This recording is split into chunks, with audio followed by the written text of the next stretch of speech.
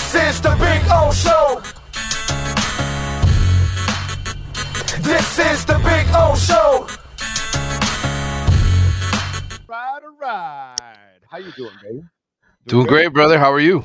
Very good, very good. You know, I was one of the themes of the show today, and you've been a beat guy on the Heat, right? Mm-hmm. Yep, 3 years.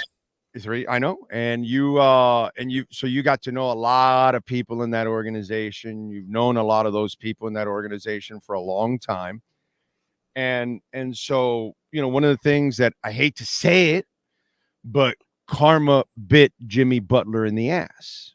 You know, quieres ser un descarado, and you want to kind of coast the entire regular season, not put in anything to it. And you've done it 2 years in a row where because you did that, you're in a play-in. If you actually gave a shit about the regular season, you would be a much higher seed. You would be relaxing like the Celtics and the Pacers and the Knicks are. Instead, you played a play-in game and you got yourself injured. And what I know, they got away with it last year, and they tried it Decaro again this year to try to do it again and get away with it, and they got burned. Yeah. And so my point is, the weirdest thing is you have been on a lot of these beats, and we've seen Panther dysfunction. We've seen Canes dysfunction. We've seen Dolphins dysfunction. The Marlins are constantly dysfunctional. Inter Miami started off incredibly dysfunctional. Okay. They're kind of still dysfunctional, by the way. They just spend a lot of money.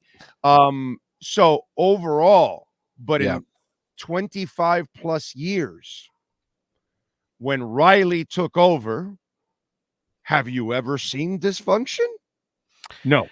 And so you've been around these people for 3 years longer, in other words, because you've popped in and out over the years and all that other stuff.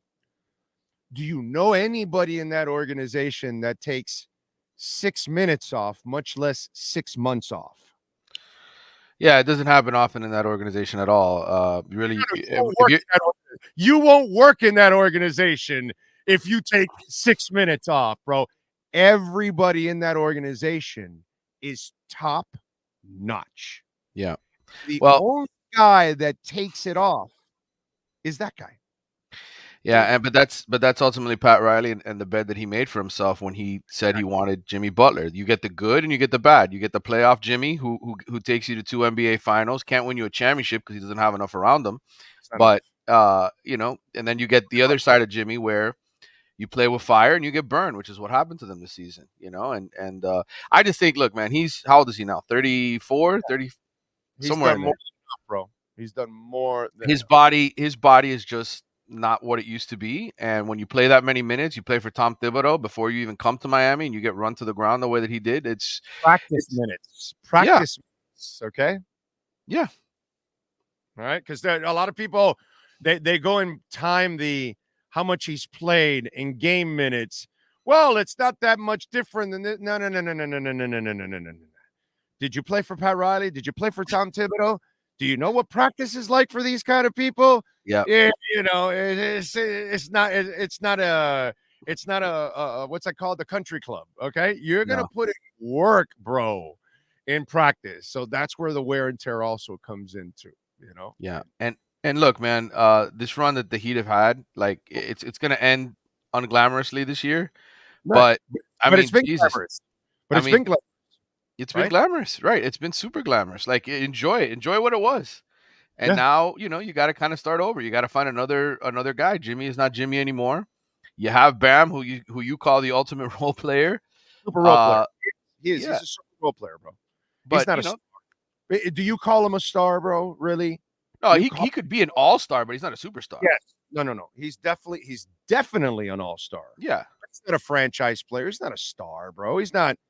You know, this is what I've said about Bam. You know, the evolution of the caveman, and you know, he's all scrunched up, and then eventually he's standing straight, right? And it's us, right? Less hair and all that good stuff. Well, it kind of started with Grant Long, right? Then it kind of moved over to PJ Brown. Then it kind of moved over to who am I missing? Who's the next guy kind of in line? Udonis Haslam. Then it Mhm. moved. Then it moved to Chris Bosh, Right. and now it's Bam. That's kind. Right. It's the guy you need on your team. They're not all the same. Bam is better than all of those guys in different ways. Although I'd rather have UD taking a shot than Bam. That's just Right. me. I'm just me. I want UD taking the 16, 17 footer over Bam every day of the week and twice on Sundays in a key moment. That's just me because he's more clutch. But Right. all those guys were like, you needed them on your team in those stages of your existence. They were super important to your existence and to your success, but they weren't the number one or two stars. It wasn't Shaq No. or Wade. And Bosh was the best three you've ever had. He's a one or two, but he took the back seat to play the three role. And there's Yep. nothing wrong with that. To me, Bam is a freaking great three, setting the Mhm. picks and doing the rebounding and all. I love him in that role. Just please don't tell me that he's a star and is going to carry you offensively, because those guys mother F everybody and say, bro, get out of the way. I'm taking over. That's never been him. It's never been. I went to the NBA draft combine that year when they drafted Bam. I was up in Chicago for all that preseason work, and I remember everything I was hearing was, if they can get Donovan Mitchell to fall to 14, they'll get Donovan Mitchell. And Bam was a player I knew they liked, but it was one of those deals where everybody thought, well, Donovan Mitchell's probably got the higher ceiling, right? At that time. You go back to that year and you think that the Nuggets traded that pick to the Jazz, and the Jazz came up and got Donovan Mitchell. How different would things be right now if had the Heat gotten Donovan Mitchell? Right. Right. That's a star that can impose his. That's what I Right. try to tell people. Like, Bam might have been a star in the 90s Mm-hmm. because points were a premium. You were only scoring 80, 90 points. Right.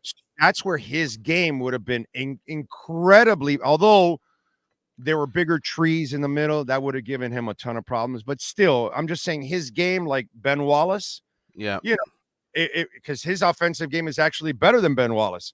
So he would have had a better shot in the 80s and in the 90s when you were scoring 80 or 90 points to be Mm-hmm. a star. But in a game where you're scoring 120, stars are the ones that can impose their offensive will. If you can't impose your offensive will whenever the hell you want, you're not a star in this league. That's kind of the way I look at it. You know what Yeah. I mean? But it's just the talking point today. I just want, like, Jimmy does what no one has ever done under Pat Riley in 25 plus years. No one, bro. Yeah. No one. You're right. No. You're right. And I think people just respect what Jimmy did. He took them to two finals, really, Big with two teams that shouldn't have been there. To be in all Well, honesty, they shouldn't have been. they shouldn't have been in the 3 Eastern Conference Finals. Think about it. Jason Tatum, everybody's talking about him and what a superstar he is. I think he's taken to the Celtics, to the finals once, Yeah. right? And he's lost to Jimmy twice in the playoffs. I Right. mean, Right. No, they've overachieved. The run with Jimmy was phenomenal. The failure was that they didn't get the other star. Where was mhm. the failure, dude? They didn't find the other It's star. hard. It's hard to do. It's hard to do when you go out and you give all that money to Duncan Robinson, and then you trade for Kyle Lowry. They made mistakes. That's the one that really killed them. They made mistakes. But listen, that was partly Jimmy. Jimmy wanted Kyle Lowry here. Right. But now we So, realize why he wanted Kyle Lowry, because he's the only one that can guard him. mhm. That's right. So he goes, sign Kyle.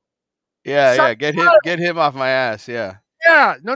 Let's bring Kyle. No. He's good. He can do it. I don't have to deal with that pain in the ass, because it's like Kyle wanted him the entire time. Every time he was just no, I want him. And Jimmy didn't play as well with Kyle. So now we kind of see it. All right. So what's going on in Canes land?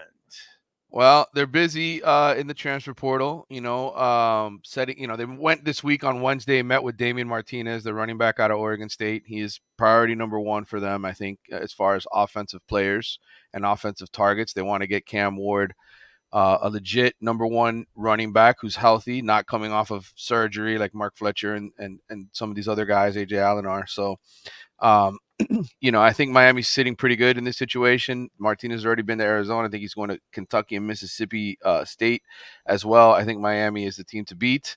So his last visit will be to Miami, is my understanding, and hopefully they end up getting him. couple of other guys that they're after. Sam Brown, former receiver at Houston, who entered the portal. He's a guy who played for Shannon Dawson over at Houston, 6'2", 195. Again, if you can add another weapon at the receiver room, you don't have to count on one of the freshmen like JoJo Trader or Nycar to have to step in case there's injuries. They're just looking to add depth. I think Sam Houston's a solid guy. And then there's a couple guys on defense, two at cornerback in particular. De'Anni Hill from Marshall, who played for Travis Jackson. A lot of this is familiarity. One thing I think we think about the NFL, right, and player movement and free agency. Coaches like having guys they know they can trust in their locker room. They prioritize that. So, I mentioned Sam Brown from Houston. I mentioned De'Anni Hill from Marshall. Well, why? Because the coordinators had those guys before. They recruited them. They had them in their building, and they can trust them. Yeah. And if you're looking for depth and not a true number one guy, that's what you want. You want a guy you can trust in your system that is going to get the job done. So I think Brown and Hill are probably two guys that, because of their relationships with Miami's coaching staff, Miami's well positioned to get them as depth pieces and guys that can help improve the room overall. So, there's some other guys, defensive tackles, some other cornerbacks. It's not superstar laden. Like everybody who's thinking like, man, there's, Miami's going to come out with 4, all ACC first team players in the portal. That's not going to happen. I think the only one that's really a star is Damian Martinez. And if they can get him, which I think that's what's going to happen, that immediately upgrades the running back room. All right. Good stuff. Now, a subject I've been dying to talk to you about since it came up here the last couple of days. And you and I do this all the time on the show. We warn people all the time about this. Yes. Walk the idiots off the ledge. These grown-ass men that get excited about some silly-ass high school players signing. So in the last couple of days, Cormani McClain, after all the fanfare, folded his tent and left Colorado. And now we got Jaden Rashada. Yep. Another guy with all the fanfare now leaving Arizona State. And this is why getting excited about kiddies getting recruited who don't know what color they like or what food they want to try this week or whatever, they can't make up their minds. And if they don't get what they want, they're out of here. This is the reason why you don't get excited about anybody until they actually start playing for you. 1,000%. Oh, and you know what's funny? I've been doing this project for the Athletic called the All State Teams, and we're basically looking at the biggest hits to come out of every single state. Okay, and I'm sitting there and I'm going through all of these, guys that turn into All-Americans, consensus All-Americans, and I'm reading about their recruitment, like what happened in their recruiting. I would say 90 to 95% of those guys didn't dick around with their recruitment. They committed early, and they stayed with their team. What Larinaga says. Exactly what Larinaga says. Right. Like there was no, hey, I need all this drama. I need to make a big showcase of my announcement. Hey, my mom's taking my paper and running away with it and not letting me sign. Like none of that stuff. Very few instances where decisions were very dramatic. It's guys who know what they wanted to do. They were focused on, hey, I want to make it to the pros. I got to use this university to help me get there.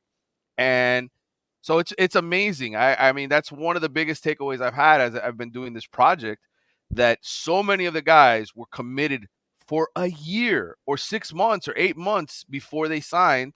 And they just stuck with the school, and they knew what they wanted to do, and they knew the coach that. So all of these guys, the Jaden Rashadas, the Cormani McClains, when you follow these recruitments, and it's great for all the recruiting websites, this is awesome. Everybody wants to read about these guys because they have a 5 or a 4 star next to their name, right? So people are like, wow, this guy's going to be great. He's going to be awesome. Man, the kids ultimately that thrive in college, the can't miss kids, are the ones that just know where they're going. Oh, and they know what they want. And I think that's the lesson to be learned here. And quite frankly, this has nothing to do with football. This is a completely other sport and another sex. Yep. When I look at the Cavinder twins, mm-hmm. I get it. Lovely girls, fantastic marketing, awesome. Yep. I saw 2 girls that went to wrestling and said, oh, shit, this is like, you mean I don't stand around and look pretty? You mean I got to work and throw my body around. And oh Yep. my, I'm going to be all bruised up and I'm going to take hits and I'm going to trash my. No, I'm out of here. Yep. Katie Meyer. Oh, God, you're too tough. Oh, Katie Meyer's gone. Hey, let's go back. The party's on. Yeah, let's go back and party on South Beach. Yeah, I listen, man. I swear to God, that's what the Cavinder Twins have just shown me in the last year and a half, that they are just, two pretty girls that market themselves, because when they gave up on, when they said they were going to wrestling. See, the problem is, look, I'm not a wrestling fan, but I'm not a wrestling dummy. I'm not the guy that doesn't like wrestling and says that's all bullshit. No, dude. Tremendous amount of work, dude. Those people are super athletes, bro. Oh, They yeah. work their asses off. They're Cirque du Soleil, and they're not, and they land. That's the difference. Yeah. Cirque du Soleil stays up, and they keep it, and they break their falls, and all. These people aren't breaking falls. These people are landing on the ground. Hey, all these people, they're 200 pounds plus, brother. There's bones to be broken, muscles to be torn, so they have to take it serious. That shit is real, bro. Yeah, okay? man. It's choreographed, but bro, they put their bodies through hell. They're stuntmen. Essentially, is what they are, and stunt women. Stunt men and women. And to me, the Cavinder Twins folded like a cheap tent there. They folded like a cheap tent with Katie Meyer. And now that Katie Meyer's gone, I don't know this new coach, but somehow or another, they probably think it's going to be all a sunny day. And so now they're all coming back. To me, the Cavinder Twins just look like a bunch of softies, just like Jaden Rashada, just like Cormani McLean. I think Mario was recruiting Cormani McLean, correct? Yeah, He wanted him because DeMarcus Van Dyke, who was the cornerbacks coach at the time, had a great relationship with him, and they thought, we're going to get him. We're going to, kind of mold him into what we want him to be. But obviously DVD left, and that was it. And let me tell you, I wouldn't touch him with a 10-foot pole. I don't care if you need corners or whatever. Go get somebody else. He's already now his character for me is already in question, because I don't know much about Arizona State, but I like what Dion is doing, and I love his old school style. So to me, that I already can tell he couldn't handle it. He couldn't handle somebody that was going to be honest with him, because that's what Dion's going to do. He's going to be brutally honest with you about where you stand. And by the way, you're playing his position. Oh, yeah. Oh, shit. Listen, people don't realize this. And the one thing I'll say about Dion, and they're like, he's cutting so many people. Dion doesn't recruit like everybody else does. He doesn't go and actually do this in-depth homework on all. He doesn't get to know the people. He doesn't go and visit the high schools. Like, he makes all these, his assessments essentially off of film and whatever it is when those kids come to visit. So you're going to have more misses in terms of personality when that's the only thing you know. When you don't go to somebody's hometown and really recruit them and get to know the people around them. And so that's why I think for all the criticism Mario gets, he actually does his homework on a lot of guys. When it doesn't work out, it's usually because the kid gets injured or because they just they don't have it. They don't have what it takes. Yeah. But listen, there's a lot of attrition in college football. There's a lot of guys now. You go through the list, the amount of recruiting classes, go back and count. You sign 25 guys in a class. You probably really hit on 7 or 8, and that's it. And the rest of them are guys that don't really ever pan out. Right. It's just the way it is. Yeah. No, I'm with you there. All right, what do you got going on in the athletics so folks can check you out, my friend? Yes. Well, we had a lot of stories. I went to the Elite 11 camp last weekend. I covered all these quarterbacks, wrote about all these quarterbacks in the state that are top quarterbacks. If you want to read about those guys, 2026 guys, some of them that Miami is after, including Noah Grubbs and Brady Hart and these guys that are top 10 quarterbacks in the 26 class that are going to make decisions early. You can read about that. You can go read about Carter Smith, who's going to Michigan, a kid out of South Fort Myers. He's going to go play quarterback for them. And you can read about man, there's so much stuff on the transfer portal. My colleagues, I mean, we're like we have this transfer portal blog. We're all over all that stuff. So everything that's going on with the portal, we're on top of. And I have my new podcast, the Wide Right podcast that I recorded a couple of days ago with Carlos Ledo, where we talked about spring football. We talked about the transfer portal guys Miami was going after. So if you want more Kane stuff, you can go check that out. There you go. And follow him on Twitter at Manny_Navarro. Manny, have a great weekend, my brother. We'll talk on Tuesday. All right, man. Take care. I'll see you. Thank you, sir. Remember, caneswear.com. You buy over $99, you will get free shipping. They got anything and everything with the Canes logo on it pretty much. And again, Dolphins, Marlins, Panthers, Heat, Inter Miami. You want to get a Messi jersey, you can get it there. And use our code so you can get 10% off. Big O10. Caneswear.com.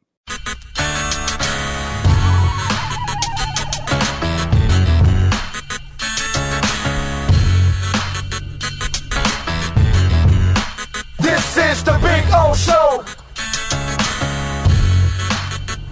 This is the Big O Show.